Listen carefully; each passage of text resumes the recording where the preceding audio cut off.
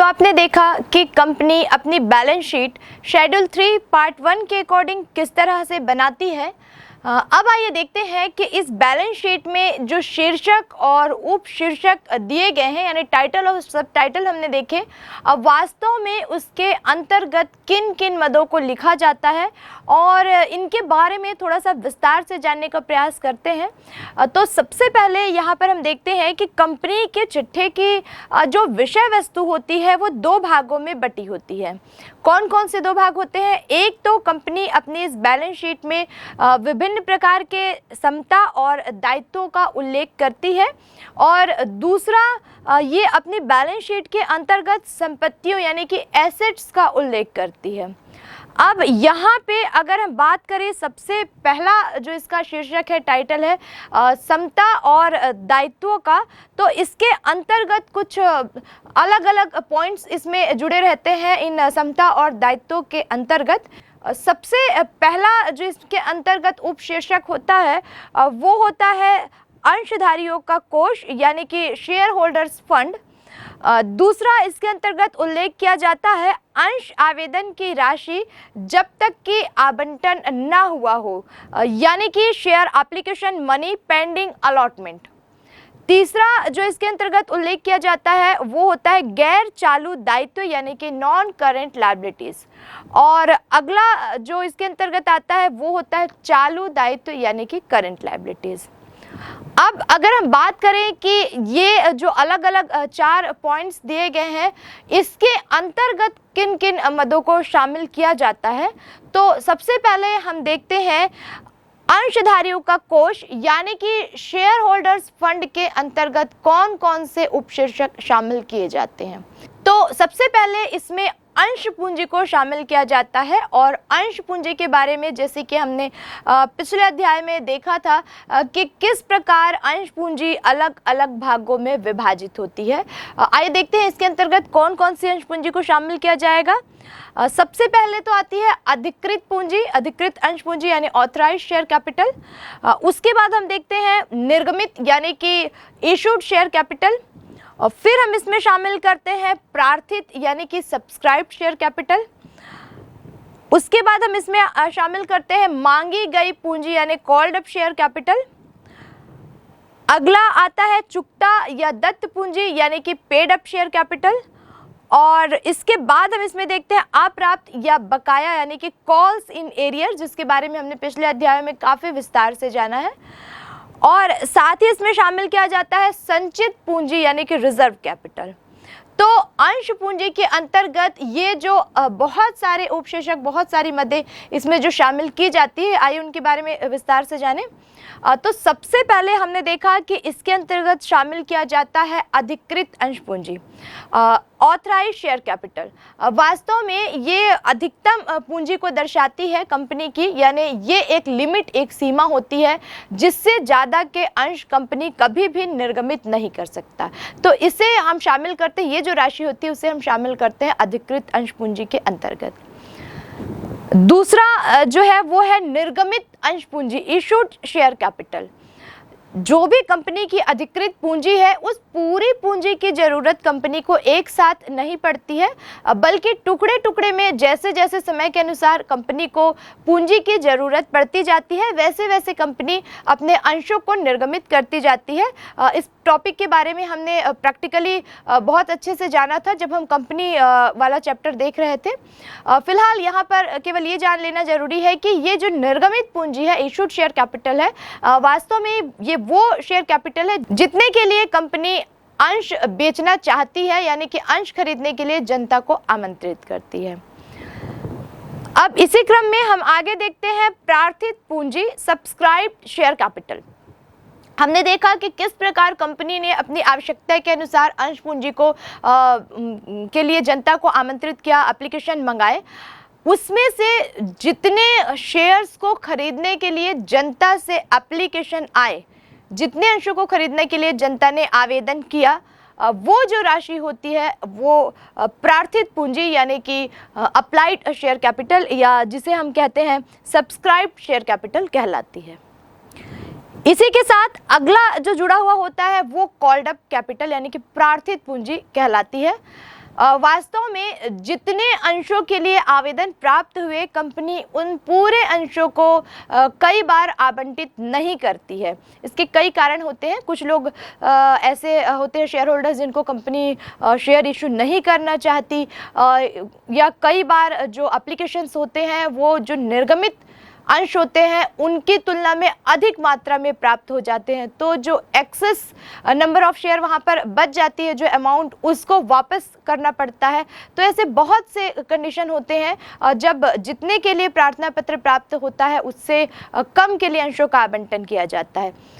दूसरी एक बात यह कि जितने अंशों के लिए आवेदन प्राप्त होते हैं उन पूरे अंशों पर कंपनी जो है एक साथ पूरी राशि नहीं मांगती। हमने शेयर कैपिटल वाले चैप्टर में देखा था कि किस प्रकार कंपनी अपने अंशों की जो राशि होती है उसको अलग अलग किस्तों में मांगती है। जैसे कुछ जो अमाउंट है वो तो आवेदन पर प्राप्त हो जाते हैं, कुछ अमाउंट अलॉटमेंट पे मिलते हैं, कुछ 3 जो कॉल्स होती है, first, second and third and final call, उसके अंतर्गत कंपनी अंशों की राशि को प्राप्त करती है। तो अब जब हम बात कर रहे हैं प्रार्थित यानी कि कॉल्ड अप शेयर कैपिटल की, तो यहाँ पर कंपनी को जितनी पूंजी की आवश्यकता पड़ती है उतनी पूंजी के लिए वो जनता के सामने अपनी मांग रखती है। तो ये जो मांगी गई राशि होती है अंशों पर, उसे ही हम प्रार्थित पूंजी यानी कि कॉल्ड अप शेयर कैपिटल कहते हैं। नेक्स्ट यहाँ पर हम देखते हैं चुकता या दत्त पूंजी। जितने कैपिटल्स मांगी गई है, जितने शेयर्स पे पैसे मांगे गए हैं कंपनी के द्वारा, कई बार जरूरी नहीं होता है कि सारे के सारे जो शेयर्स है उस पर पैसा प्राप्त हो जाए। कुछ शेयर होल्डर्स ऐसे होते हैं जो निश्चित समय तक उन अंशों पर राशि का भुगतान कंपनी को नहीं करते हैं। जैसे कि हमने फॉरफीचर ऑफ शेयर वाले चैप्टर में देखा कि बहुत से अंश जिस पर कंपनी बार बार अंशों की राशि मांगती है लेकिन वो नहीं देते, और एक टाइम ऐसा आता है कि कंपनी उनके अंशों को फॉरफिट कर लेती है, उनके अंशों का हरण कर लेती है। तो वास्तव में हमने कितनी राशि मांगी और जनता ने कितनी राशि दी, इसको ध्यान में रखना है। और जितनी राशि जनता से हमको प्राप्त हो गई है, हमको मिल गई है, उसके लिए हम प्रयोग करते हैं चुकता पूंजी यानी कि पेड अप कैपिटल का। इसी क्रम में हम आगे देखते हैं अप्राप्त या बकाया कॉल्स इन एरियर, जिसके बारे में हमने शेयर कैपिटल में बहुत अच्छे से पढ़ा है। जिन अंशों पर मांगी गई राशि का भुगतान अभी तक प्राप्त नहीं हो पाया है, उन अंशों को की जो राशि होती है उसको हम कॉल्स इन एरियर बोलते हैं, यानी कि बकाया राशि कहते हैं। अब नेक्स्ट इसमें हम शामिल करते हैं संचित पूंजी यानी कि रिजर्व कैपिटल जो होता है। और रिजर्व कैपिटल के बारे में हम ये जान लें कि इसका जो प्रयोग होता है, रिजर्व की गई जो संचित की गई जो पूंजी होती है उसका प्रयोग केवल तभी किया जाता है जबकि कंपनी का विघटन हो गया हो, समाप्त हो गई हो। दूसरा जो इसका टॉपिक है बैलेंस शीट के अंतर्गत शामिल किया जाता है सेकंड, वो है संचय और आधिक्य, reserve and surplus. Reserve and surplus की बात करें तो वास्तव में ये संचय जो होता है वो लाभ का ही एक भाग होता है। लाभ में से एक हिस्सा जो है वो रिजर्व कर लिया जाता है। दूसरी इसके बारे में एक महत्वपूर्ण बात है कि जो अविभाजित लाभ में से संचित किया जाता है उसे ही रिजर्व के अंतर्गत हम शामिल करते हैं। लाभ जो होते हैं कंपनी के वो 2 भागों में बटे होते हैं। कुछ लाभ ऐसे होते हैं जिनको बांटने योग्य जो होते हैं, जिनको अंशधारियों में वर्गीकृत बांटा जाता है, लेकिन कुछ लाभ ऐसे होते हैं जो अविभाज्य लाभ होते हैं जिनको बांटा नहीं जाता। या तो इनके बारे में नियम होता है कि ये कंपनी के समापन के दौरान ही इनका यूज़ किया जाएगा, और या फिर कभी कोई परिस्थिति आती है जिससे कंपनी को कहीं पे धन की हानि हो रही हो या पैसे की कहीं पे पूर्ति करनी हो, तो वहाँ पर इनका यूज़ किया जाता है। तो जिसे हम बोलते हैं अविभाज्य लाभ, जिसे कंपनी के कार्यकाल में बीच में कहीं किसी को बांटा नहीं जाता है। तो जब हम बात करते हैं यहाँ पर संचय और रिजर्व की, तो ये एक ऐसा रिजर्व होता है, एक ऐसा लाभ होता है जो अविभाज्य होता है। एक और चीज इसके बारे में जान लें कि इसे पूंजी संचय, पूंजी शोधन या फिर अंश प्रब्याजी के नाम से भी जाना जाता है। और अच्छे से संचय और आधिक्य को समझने के लिए आइए इसकी एक परिभाषा देखते हैं। तो आपने देखा कि क्या है संचय और आधिक्य। आइए अब देखें कि इसके उपशीर्षक क्या है, यानी कि इसके अंतर्गत किन किन मदों को शामिल किया जाता है। तो सबसे पहले इसके अंतर्गत शामिल किया जाता है पूंजी संचय यानी कि कैपिटल रिजर्व। वास्तव में कैपिटल रिजर्व एक ऐसा रिजर्व होता है जो पूंजीगत लाभ में से निकाल कर बनाया जाता है। पूंजीगत लाभ जो होते हैं काफ़ी बड़ी इनकी राशि होती है और लंबे समय तक इनसे लाभ प्राप्त किया जा सकता है, तो उसमें से निकाल कर ये बनाए जाते हैं।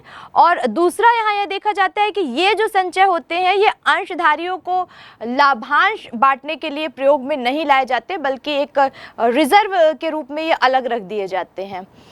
एक और बात इनके बारे में ये है कि ये जो संचय है इनका निर्माण किन किन मदों के अंतर्गत, किन में से निकाल कर इस संचय को, इस रिजर्व को बनाया जाता है, इस पर एक नज़र डालें तो यहाँ हम देखते हैं कि सबसे पहले जब्त अंशों के पुनर्निर्गमन पर जो लाभ होता है उसकी जो राशि होती है उसमें से ये संचय बनाए जाते हैं। कई बार हमने देखा कि जब अंशों को फॉरफिट कर लिया जाता है, उनका हरण कर लिया जाता है, तो नेक्स्ट जो प्रोसेस होता है वो ये होता है कि अब इन हरण किए गए अंशों को हम पुनर्निर्गमित कर देते हैं। कई बार ये हरण किए गए अंश प्रीमियम पर निर्गमित किए जाते हैं। अगर सम मूल्य पर निर्गमित किए जाएं तो ना लाभ होता है ना हानि। बट्टे पर निर्गमित किए जाएं तो भी बहुत कम संभावना होती है कंपेयर करने पर कि लाभ हो रहा है या हानि। लेकिन प्रीमियम पर जब निर्गमित किए जाते हैं तो काफ़ी संभावना होती है कि पिछले निर्गमन से इस निर्गमन में आधिक्य होगा और लाभ होगा। तो ऐसे जो लाभ होते हैं जो हरण किए गए अंशों के पुनर्निर्गमन से प्राप्त होते हैं, उनमें से जो राशि होती है वो पूंजी संचय में ट्रांसफ़र की जा सकती है। दूसरा एक ये देखा जा सकता है कि जब हम किसी चालू व्यवसाय को क्रय करते हैं तो उसके लिए हम जो क्रय मूल्य देते हैं और उस व्यवसाय की जो संपत्ति होती है, दोनों को हम कंपेयर करके देखते हैं। कई बार ऐसा भी होता है कि क्रय मूल्य से ज़्यादा की तो उसकी संपत्ति होती है। अब ऐसे कंडीशन में इन दोनों का जो डिफरेंस है, आधिक्य है, वो वास्तव में एक प्रकार का लाभ है और इस लाभ को पूंजी संचय में ट्रांसफ़र किया जा सकता है। और तीसरा जो इसका महत्वपूर्ण पॉइंट है, तीसरा जो उपशीर्षक है, उसके अंतर्गत हम शामिल करते हैं समामेलन के पूर्व के लाभ। कई बार कंपनी के समामेलन से पहले ही कुछ लाभ की स्थिति बन जाती है, कुछ लाभ होता है, तो उनको भी हम रिजर्व करके रख लेते हैं और पूंजी संचय में हम उनको ट्रांसफ़र कर सकते हैं। ये तो रही पूंजी संचय की बात। अब दूसरे उपशीर्षक की हम बात करें तो हमारे सामने आता है पूंजी शोधन संचय। रिडम्पशन के बारे में हमने देखा कि किस प्रकार हम डिबेंचर्स के रिडम्पशन करते हैं, कहाँ कहाँ से उसमें पैसा हम भुगतान करते हैं। वास्तव में एक ऐसी स्थिति होती है जब ऋण पत्रधारियों को जो समय दिया गया रहता है या तो वो समाप्त हो जाता है या समय समाप्ति के पूर्व ही रिडम्पशन यानी कि शोधन करना पड़ता है। तो कहाँ से ये शोधन किया जाए उसके लिए पहले से ही एक रिजर्व, एक संचय बना लिया जाता है जिसे पूंजी शोधन संचय के नाम से जाना जाता है। दूसरी एक महत्वपूर्ण तीसरा जो उपशीर्षक इसके अंतर्गत हम शामिल करते हैं वो होता है प्रतिभूति प्रीमियम संचय। वास्तव में जब हम प्रतिभूतियों का निर्गमन करते हैं तो जैसे कि हमने पिछले अध्याय में देखा, तीन स्थितियां हमारे सामने आती हैं। एक तो हम समूल्य पर निर्गमन करते हैं, एक बट्टे पर और तीसरा प्रीमियम पर। तो वास्तव में जो प्रीमियम की राशि होती है वो एक प्रकार का लाभ होती है और यही जो प्रीमियम की राशि होती है उसको हम लाभ मानते हुए प्रतिभूति प्रीमियम संचय खाते में ट्रांसफ़र कर देते हैं। एक उपशीर्षक इसके अंतर्गत आता है ऋण पत्र शोधन संचय। चाहे कोई भी कंपनी हो, उसको प्रत्येक वर्ष किन्हीं न किन्हीं ऋण पत्रों का शोधन करना ही पड़ता है। अब इन ऋण पत्र के शोधन के लिए राशि कहाँ से आएगी, इसके लिए कंपनी खुद से ही अपने से एक शोधन संचय, एक रिजर्व बना लेती है, रिडम्पशन रिजर्व बना लेती है और उसमें प्रत्येक वर्ष एक निश्चित राशि, जो भी उसके पार्षद नियम या अंतर नियम में वर्णित की गई हो, एक निश्चित राशि को उसमें ट्रांसफ़र करते जाती है। और फिर कभी भी अगर कंपनी को ऋण पत्रों के शोधन पर पैसे की जरूरत पड़ती है तो इन्हीं शोधन संचय में से वो निकाल कर फिर ऋण पत्रधारियों को राशि का भुगतान कर सकती है। अब हम देखें इसका अगला उपशीर्षक जो है जिसे हम कहते हैं पुनर्मूल्यांकन संचय। तो वास्तव में ये एक प्रकार की ऐसी संचिति है जिसका निर्माण संपत्तियों के मूल्य में कमी या वृद्धि के आधार पर किया जाता है। जब हम बैलेंस शीट बनाते हैं तो हम पिछली बैलेंस शीट से पिछले साल की जो स्थिति रहती है कंपनी की, उससे हम तुलना करते हैं, कंपेयर करते हैं। और एक दूसरी बात ये भी है कि प्रारंभ में संपत्तियों की जो स्थिति रहती है वो वर्ष के अंत में, यानी कि जब कोई भी कंपनी अपने बुक्स ऑफ अकाउंट्स क्लोज करती है तो वहाँ पर ये देखा जाता है कि संपत्तियों के मूल्य में कमी हुई है या वृद्धि हुई है। तो ये दोनों ही कंडीशंस बन सकती है, बहुत नॉर्मल है। संपत्तियों का मूल्य कम भी हो सकता है और ज़्यादा भी हो सकता है। तो अगर संपत्तियों के मूल्य में वृद्धि हुई है तो वो एक प्रकार का लाभ है, और ये जो लाभ होता है उसको हम यहाँ पर जो पुनर्मूल्यांकन संचय है उसमें ट्रांसफ़र कर देते हैं। और अगर हानि होती है तब तो किसी प्रकार का कोई बैलेंस, कोई लाभ हम ट्रांसफ़र नहीं कर पाते, लेकिन लाभ की दशा में ये जो संचय है उसमें जो इसका क्रेडिट बैलेंस है वो ट्रांसफ़र कर दिया जाता है। और साथ में यहाँ पर एक ध्यान ये भी रखना होता है कि ये जो लाभ या आधिक्य यहाँ पर प्राप्त होता है उसको अंशधारियों में नहीं बांटा जाता, बल्कि एक संचिति के रूप में वो जमा कर दिया जाता है। अगले इसके उपशीर्षक की बात करें तो हम यहाँ पे देखते हैं कि अंश विकल्प बकाया लेखा। इसके अंतर्गत हम देखते हैं कि कंपनी जब अपने अंशों का निर्गमन करती है जनता के सामने, तो निर्गमन से जो राशि प्राप्त होती है वो और अंशों का जो बाजार मूल्य होता है उस समय, दोनों के बीच जो डिफरेंस आता है, अगर वो अधिक आ रहा है, सरप्लस आ रहा है, तो ये जो राशि है उसे हम अंश विकल्प बकाया लेखा, जिसे हम शेयर्स ऑप्शन आउटस्टैंडिंग अकाउंट कहते हैं, इसके अंतर्गत हम इसको दर्शाते हैं। नेक्स्ट हम देखें तो जो इसका उपशीर्षक आता है वो आता है कर्मचारी क्षतिपूर्ति कोष। तो प्रत्येक कंपनी वर्ष के प्रारंभ से ही कर्मचारियों के क्षतिपूर्ति के लिए एक कोष बना देती है, एम्प्लॉयमेंट, जिसे हम एम्प्लॉय कंपनसेशन फंड कहते हैं, और एक निश्चित धनराशि जो है उस कोष में ट्रांसफ़र कर दिया जाता है। अगर कार्य के दौरान किसी भी प्रकार से कर्मचारी को कोई क्षति पहुंचती है तो उनको जो कंपनसेशन देना होता है उसकी आपूर्ति इसी कोष के अंतर्गत की जाती है। तो ये हम देख रहे थे संचय और आधिक्य जो मेन टॉपिक है उसमें कौन कौन से सब टॉपिक यानी कौन कौन से उपशीर्षक आते हैं। अब हम चलते हैं अपने अगले मेन टॉपिक जिसे हम कहते हैं शेयर वारंटो यानी अंश अधिपत्र के जो प्राप्ति होती है उसके अंतर्गत हम किन किन मदों को शामिल करते हैं। तो इसमें हम देखते हैं कि ये एक ऐसा प्रलेख है जिसमें इस बात का उल्लेख किया जाता है कि जो अधिपत्र का जो वाहक है, जो जिसके पास शेयर वारंट ये जो लेटर है उसको वास्तव में उसके अधिकार को दर्शाता है और ये बताता है कि अधिपत्र के वाहक को इसमें जो उल्लेख किया गया है जितने अंशों का उतने अंशों की राशि को वो प्राप्त करने का अधिकारी होता है। और उसके बाद जो नेक्स्ट हमारा मेन टॉपिक आता है वो आता है अंश आवेदन राशि जब तक आवंटन ना हो। शेड्यूल 3 पार्ट 1 में हमने जिस बैलेंस शीट को देखा उसका जो सेकंड मेन टॉपिक है वो है अंश आवेदन की राशि लेकिन आवंटन ना हुआ हो। कई बार ऐसा होता है कि अंशों पे आवेदन की राशि तो प्राप्त हो गई है लेकिन अभी तक हमने आवंटन नहीं किया है, तो आवंटन के पूर्व की जितनी राशि होती है जो कि अंशों के आवेदन पर प्राप्त हुई है उस पूरी की पूरी राशि को हम इसके अंतर्गत शामिल करते हैं। और साथ ही साथ हम ये भी ध्यान रखते हैं कि इसमें अगर कोई ओवर सब्सक्रिप्शन आता है या कॉल्स इन एरियर आता है और साथ ही साथ अगर कोई अन्य चालू दायित्व आता है तो वो सारी राशि जो होती है वो बैलेंस शीट के दायित्व साइड में लिख दी जाती है। अब ये जो दायित्व की हमने बात कही इनको हम दो भागों में बांट कर इनकी प्रविष्टि करते हैं। पहला जो होता है वो होता है चालू दायित्व और दूसरा जो होता है वो होता है गैर चालू दायित्व। यहाँ पर सबसे पहले हम देखें कि चालू दायित्व क्या है, तो ऐसे दायित्व जो बैलेंस शीट बनाने की तिथि के 12 माह के भीतर यानी कि 1 वर्ष के भीतर भुगतान योग्य होते हैं। या दूसरा हम इनके लिए शब्दों का प्रयोग करें तो एक नई बात जो हमको सुनने को मिलती है वो होती है संचालन चक्र, यानी कि एक ऐसी अवधि जो इन दायित्वों के भुगतान के लिए निर्धारित की गई है और अगर निर्धारित नहीं भी है यानी कि पूर्व निर्धारित नहीं है तो कम से कम 12 माह की अवधि को इसके अंतर्गत शामिल किया जाता है। तो फिलहाल अगर हम चालू दायित्व और गैर चालू दायित्व में किन किन मदों को शामिल करें इस बात को जानना होगा, तो यहाँ हमें संचालन चक्र के बारे में पहले जान लेना चाहिए।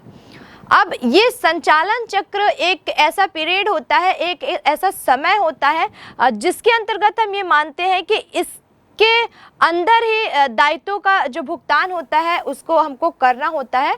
और ये जो संचालन चक्र है वास्तव में ये व्यवसाय की संपत्ति और दायित्व से संबंधित एक अवधारणा है। संपत्ति के अंतर्गत हम मानते हैं कि हमारे पास दो प्रकार की संपत्ति होती है, एक तो होती है चालू संपत्ति और दूसरी होती है गैर चालू संपत्ति। और अगर वैसे ही अगर हम दायित्व के बारे में देखें तो एक तो होता है चालू दायित्व और दूसरा होता है गैर चालू दायित्व। अब जब हम संचालन चक्र की बात करते हैं तो ये वही अवस्था है जिनकी अवधारणाओं के आधार पर चालू दायित्व है या गैर चालू, चालू संपत्ति है या गैर चालू, इसका निर्धारण किया जाता है।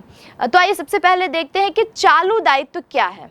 संचालन चक्र को अगर हम बेहतर तरीके से समझने का प्रयास करें तो वास्तव में संचालन चक्र वह समय होता है जो किसी संपत्ति को क्रय करने और उसके नगद एवं नगद तुल्य यानी कि कैश या फिर कैश के इक्विवेलेंट बनाने तक का जो समय होता है उसको इसके अंतर्गत शामिल किया जाता है। एक महत्वपूर्ण बात यह है कि वास्तव में जब हम यूज़ करते हैं शब्द कि संपत्ति को क्रय करने और उसको बनाने, तो इसके अंतर्गत केवल उन्हीं संपत्तियों को शामिल किया जाता है जिनका प्रयोग वास्तव में कच्चे माल से निर्मित माल बनाने में जिनका प्रयोग किया जाता है। दूसरी एक महत्वपूर्ण बात यह है कि अगर संचालन चक्र की अवधि को मापा न भी जा सके, एज्यूम न किया जा सके, तो भी इसको कम से कम 12 माह की अवधि का मान लिया जाता है। और किस प्रकार इसका प्रोसेस होता है, क्या होती है संचालन चक्र को कैलकुलेट करने की प्रक्रिया, आइए इस पूरी प्रक्रिया को समझने का प्रयास करते हैं। संचालन चक्र के अंतर्गत संचालन चक्र की अवधि का निर्धारण निम्न है। संचालन चक्र ऑपरेटिंग साइकिल, कच्ची सामग्री का क्रय, परचेस ऑफ रॉ मटेरियल, माना कि स्टॉक 4 माह रहा। इसके बाद कच्ची सामग्री से तैयार माल बनाने की अवधि, processing of raw material of manufactured, माना निर्माण की अवधि 2 माह रही। नेक्स्ट प्रोसेस होगा स्टॉक में तैयार माल, माना गया कि यह 4 माह रहा। नेक्स्ट प्रोसेस होगा तैयार माल के विक्रय तथा व्यापारिक प्राप्य में परिवर्तन का समय, finishing goods sold and converted to trade receivable, माना कि 3 माह उधार की अवधि रही। और नेक्स्ट प्रोसेस होगा व्यापारिक प्राप्य की वसूली, और नेक्स्ट प्रोसेस होगा नगद या फिर बैंक, कैश और बैंक, ट्रेड रिसीवेबल रियलाइज्ड। तो आपने देखा कि किस प्रकार संचालन चक्र की प्रक्रिया होती है। वास्तव में जब हम चालू दायित्व और गैर चालू दायित्व में अंतर करना प्रारंभ करेंगे तो यही संचालन चक्र की अवधि को ध्यान में रखते हुए हमको इन दोनों के बीच डिफरेंस को समझना पड़ेगा। तो सबसे पहले आइए देखते हैं कि चालू दायित्व क्या है। यहाँ पर चालू दायित्व का अर्थ होता है वो दायित्व जो बैलेंस शीट बनाने की तिथि के 1 वर्ष के भीतर देय हो, या दूसरे शब्दों में हम कह सकते हैं कि संचालन चक्र की अवधि के भीतर जो देय होता है। अगर हम बात करें चालू दायित्व की तो इसमें जो टॉपिक होते हैं उनको 3 भागों में बांटकर हम समझते हैं। पहला पॉइंट जो हमारे सामने आएगा वो होगा अल्पकालीन उधार, जिसे हम कहते हैं शॉर्ट टर्म बोरिंग। दूसरा जो होता है वो होता है व्यापार, जिसे हम कहते हैं ट्रेड पेबल। तीसरा जो होता है अन्य चालू दायित्व, अदर करेंट लायबिलिटीज। अब जब हम बात करते हैं यहाँ सबसे पहले शॉर्ट टर्म बोरिंग्स की, जिसे हम अल्पकालीन उधार कहते हैं, इसके अंतर्गत किन किन मदों को शामिल किया जाता है। तो सबसे पहले इसके अंतर्गत हम ऐसे उधार को शामिल करते हैं जिनके भुगतान की जो अवधि होती है वो संचालन चक्र के अंतर्गत यानी कि चिट्ठा बनाने की तिथि से लगभग 12 माह के भीतर की होती है।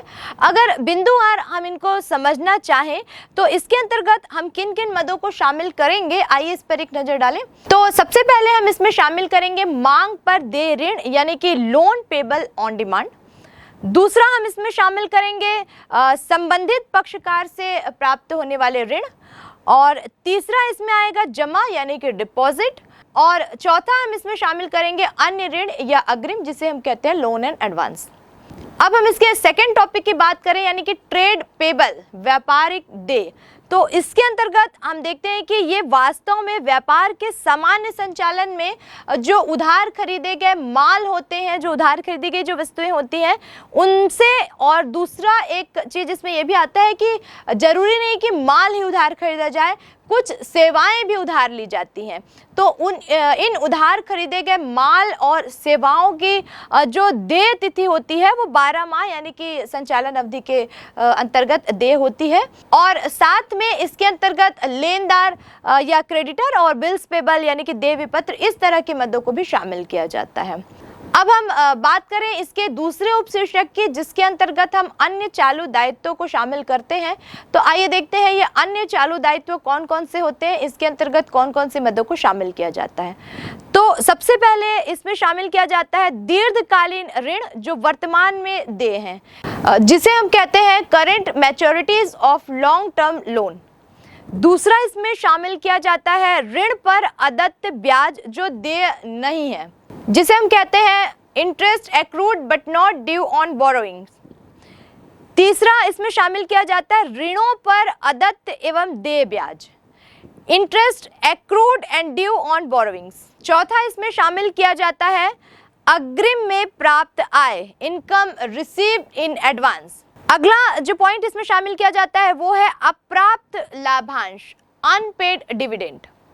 साथ ही इसमें शामिल किया जाता है प्रतिभूति के आवंटन के लिए प्राप्त आवेदन राशि जो वापस करनी है, या साथ में इस पर जो देय ब्याज है। कई बार हमने पहले भी देखा था बैलेंस शीट जब हम शेयर कैपिटल वाले चैप्टर में, तो वहाँ पर हमने देखा था कुछ राशि कई बार वापस करनी होती है और समय के अनुसार कई बार उन पर देय ब्याज भी निर्धारित कर दिया जाता है। तो इस अमाउंट को इसके अंतर्गत शामिल किया जाएगा, जिसे हम टॉपिक के अंतर्गत लिखेंगे application money received for allotment of securities and due for refund and interest due thereon। इस तरह से हम इसकी प्रविष्टि करेंगे। नेक्स्ट जो इसके अंतर्गत शामिल किया जाएगा वो होगा अग्रिम याचना यानी कि कॉल्स इन एडवांस। अगली मद जो इसके अंतर्गत शामिल की जाती है वो है अदत्त परिपक्व निक्षेप और उन पर अर्जित ब्याज, जिसे हम दर्शाते हैं unpaid mature deposit and interest accrued thereon. अगली मद है ऋण पत्र जो भुगतान के लिए देय हो गए हैं और उन पर अर्जित ब्याज, यानी कि unpaid mature debenture and interest accrued thereon. साथ ही इसमें हम शामिल करते हैं अन्य देय राशियां यानी कि अदर्स पेबल्स।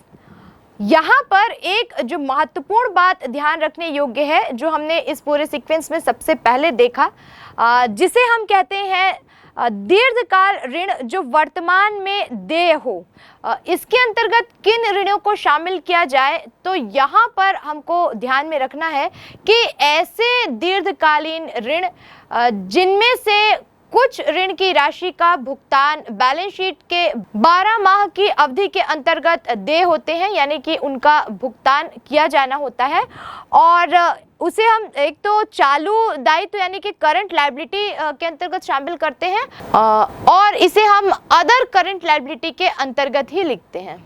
अब इसके अगले शीर्षक यानी कि अल्पकालीन प्रावधानों की बात करें तो इसके अंतर्गत उन सभी प्रावधान को शामिल किया जाता है जो कि अल्पकाल, जिसे हम कहते हैं समय चक्र जो है, जिसको हमने निर्धारित किया था कि लगभग वो 12 माह की अवधि का होगा, उसके भीतर ही ये खर्च करने योग्य जो प्रावधान बनाए जाते हैं उन्हें हम अल्पकालीन प्रावधानों के अंतर्गत शामिल करते हैं। और बात करें हम कि ये जो अल्पकालीन प्रावधान है इसके अंतर्गत कौन कौन से प्रावधान या किस किस तरह के प्रावधान या फंड बनाए जाते हैं, तो इसमें सबसे पहले हम देखते हैं कि इसके अंतर्गत कर्मचारी हितार्थ यानी कर्मचारी के हित के लिए प्रावधान जो बनाया जाता है, जिसे हम कर्मचारी क्षतिपूर्ति कोष भी कहते हैं, एक तो इसको शामिल किया जाता है। और दूसरा इसके अंतर्गत व्यय के लिए प्रावधान किया जाता है, जिसे हम बोलते हैं फंड फॉर एक्सपेंसेस। छोटे मोटे जो सन्ड्री एक्सपेंसेस होते हैं उनको एडजस्ट कर पाने के लिए कुछ प्रावधान, कुछ फंड बना दिए जाते हैं, उसको भी अल्पकालीन प्रावधान के अंतर्गत शामिल किया जाता है। और तीसरा प्रावधान जो है वो है कर के लिए प्रोविज़न फॉर फंड बनाया जाता है। कर की राशि अगर बहुत अधिक आ जाए तो किसी प्रकार से अचानक से कोई आर्थिक बोझ ना बनने पाए, इसके लिए पहले से ही करों के लिए प्रावधान बन जाता है। जबकि आपने जनरल एंट्रीज देखी, लेजर देखा, ट्रायल बैलेंस देखा, तो वहाँ पे कई जगह हमने देखा कि फाइनल अकाउंटेंसी जब हम करते हैं और बैलेंस शीट बनाते हैं, प्रॉफिट एंड लॉस अकाउंट बनाते हैं, तो कुछ पॉइंट्स रहते हैं प्रोविज़न फॉर टैक्स के। तो वास्तव में ये वही प्रोविज़न है जो टैक्स के अमाउंट को कहीं ना कहीं एडजस्ट करने के काम आते हैं, जिससे अचानक से किसी प्रकार का कोई बोझ कंपनी पर ना पड़े। ठीक इसी प्रकार अगला जो प्रावधान होता है वो होता है प्रस्तावित लाभांश, यानी कि प्रोविज़न डिविडेंड के लिए होता है। कंपनी जब अपने सदस्यों से अंश पत्र या ऋण पत्र के माध्यम से ऋण लेती है उनसे एक प्रकार का, तो बदले में जो लाभांश उनको देना होता है उसकी राशि कहीं अधिक हो जाए तो उसको समायोजित करने के लिए प्रस्तावित लाभांश के लिए एक फंड पहले से बनाकर रखती है, जिसे हम कहते हैं प्रपोज डिविडेंड फंड। एक फंड अन्य प्रावधान के लिए अलग से बना दिया जाता है, जिसे हम अन्य प्रावधान बोलते हैं, अदर प्रोविजंस बोलते हैं। इसके अंतर्गत बहुत सारे छोटे मोटे व्यय और आकस्मिक यानी अचानक से उत्पन्न हो जाने वाले व्यय जिनको हम एक्सपेक्ट नहीं किए रहते, इस तरह के व्ययों की पूर्ति के लिए फंड बनाए जाते हैं। कई बार कंपनी को कुछ ऐसी हानियां हो जाती हैं या कुछ ऐसे व्यय करने पड़ते हैं जो उसने पहले नहीं किए थे या जिनके बारे में उसने सोचा नहीं था, एक्सपेक्ट नहीं किया था। तो ऐसी कंडीशन में कंपनी की आर्थिक स्थिति पर कोई बुरा प्रभाव ना पड़े या अचानक से बहुत ज़्यादा खर्च का दबाव मत बन जाए, इसके लिए छोटे मोटे इस तरह के खर्चों के लिए एक अदर प्रोविज़न यानी अन्य प्रावधान बना दिया जाता है।